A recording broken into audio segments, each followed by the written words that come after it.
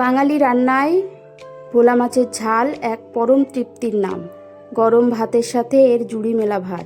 দুপুরে রোদে ধোয়া ওঠা এক থালা ভাত আর তার সাথে এরকম ভোলা মাছের ঝাল থাকলে আর কিছুই লাগে না। হ্যালো এভরিওয়ান, আশা করি তোমরা সকলে ভালো আছো। আমার নতুন একটি ভিডিওতে তোমাদের সকলকে ওয়েলকাম। মাছগুলোকে সুন্দর করে ধুয়ে নুন হলুদ মাখিয়ে কড়াইতে সর্ষের তেল গরম করে মাছগুলোকে ভালোভাবে ভেজে নিতে হবে।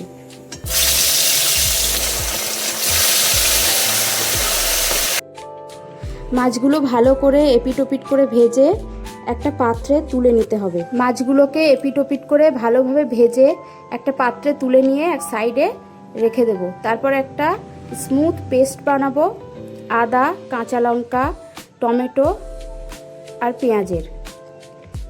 তারপর ওই তেলের মধ্যে মশলাটিকে ভালোভাবে ভেজে নেব। ভেজে সামান্য জল দিয়ে ভালো করে কষিয়ে নেব।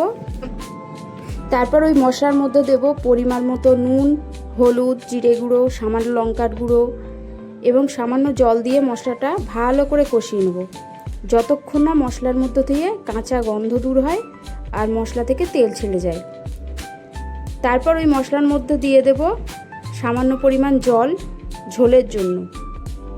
এরপর ঝোলের জল ফুটে উঠলে ওর মধ্যে ভেজে রাখা মাছগুলো দিয়ে 4-5 মিনিট রান্না করে নিতে হবে। তারপর গ্রেভিটা শুকিয়ে আসলে রেডি ভোলা মাছের সুস্বাদু ঝাল। নামানোর আগে ধনেপাতা দিলে আরও ভালো হয়, কিন্তু আমার কাছে নেই তাই আমি স্কিপ করলাম। তোমরা চাইলে এটা দিতে পারো। তো আমার ভোলা মাছের ঝাল রেডি। ভিডিওটি ভালো লাগলে অবশ্যই চ্যানেলটি সাবস্ক্রাইব করে দিও আর আমার পাশে থাকার জন্য তোমাদের সকলকে ধন্যবাদ। Thank you.